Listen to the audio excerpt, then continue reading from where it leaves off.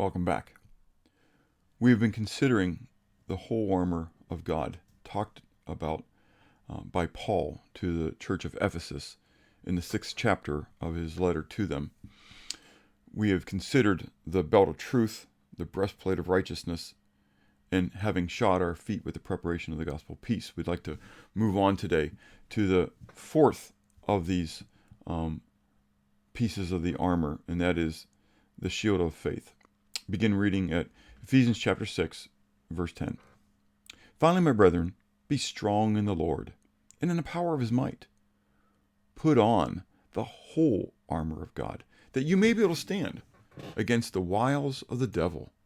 For we do not wrestle against flesh and blood, but against principalities, against powers, against the rulers of the darkness of this age, against spiritual hosts of wickedness in the heavenly places.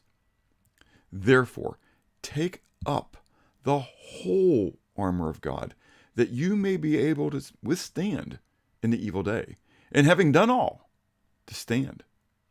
Stand, therefore, having girded your waist with truth, having put on the breastplate of righteousness, and having shod your feet with the preparation of the gospel of peace. Above all, taking the shield of faith, with which you will be able to quench all the fiery darts of the wicked one.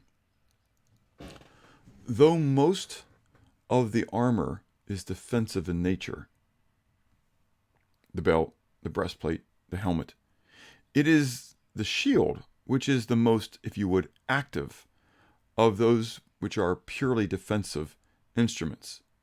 Though the sword can be used defensively, it is primarily an offensive instrument. But note that the shield is a shield of faith. By faith, by faith, by faith. It is a shield of faith. But it is not a shield of blind faith. Rather, it is a faith that is fully focused upon the person, power, and presence of the one true God, the creator of the heavens and the earth. He, that one true God, ultimately is our shield. Our shield of faith is really that which is then focused upon him, and that he then becomes our shield, just as it is his truth, his righteousness, and his gospel that are the focus of the other pieces of the armor. So it is he himself who is the focus of the shield. I'd like to consider some of the testimonies of scriptures regarding this concept of God himself being our shield. All the way back in Genesis 15, verse 1, Yahweh speaking to Abraham. After these things, the word of Yahweh came to Abram in a vision, saying, Do not be afraid, Abram. I am your shield, your exceedingly great reward. David wrote in Psalm 5, verse 11 and 12, But let all those rejoice who put their trust in you. Let them ever shout for joy, because you defend them. Let those also who love your name be joyful in you. For you, O Yahweh, will bless the righteous. With favor you will surround him as with a shield. Yahweh was a shield to Abraham. Yahweh was the shield to David, and David declared that he would be a shield, that Yahweh himself would be the shield to those who trusted in him. Proverbs 30, verse 5, we're told, Every word of God is pure. He is a shield to those who put their trust in him. Note, then, that concept that is added in each of these. To those who put their trust in him. That God is a shield. But those who have faith who have trust in him. Taking up the shield of faith. The shield of faith. Trusting wholly in God to protect us against the wiles of the devil. There is this balance then where it is not my faith in and of itself that is the protection, but it's the object of my faith that is God.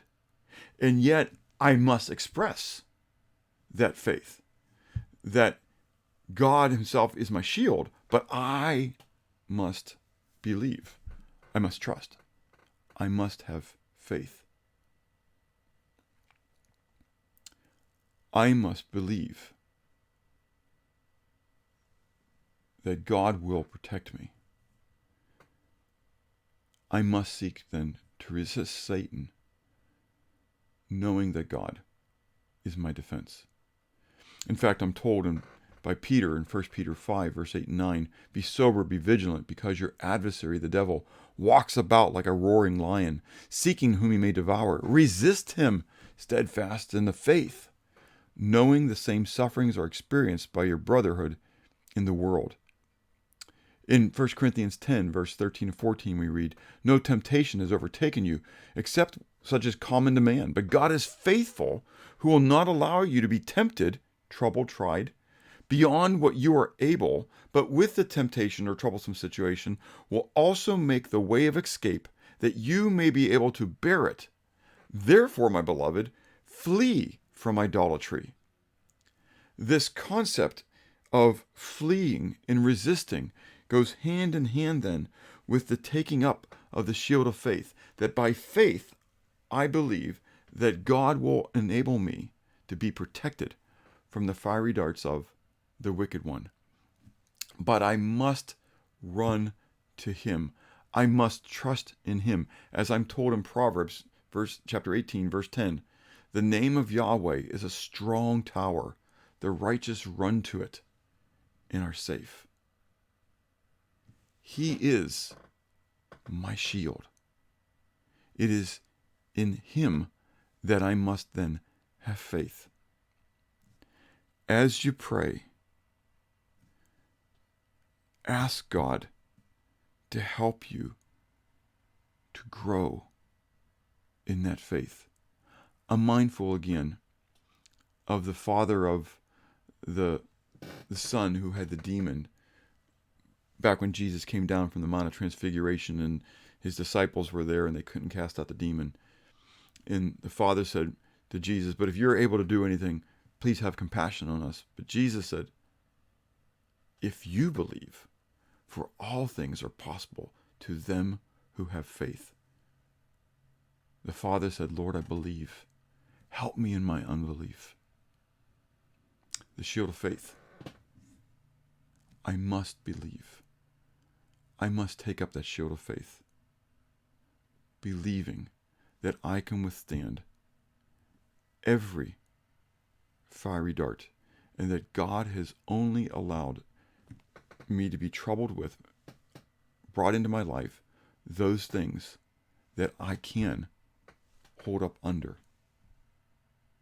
And yet, if I feel like I can't, then he's given me the privilege to flee, but to flee again to him, for he is my shield. Pray and have a blessed day.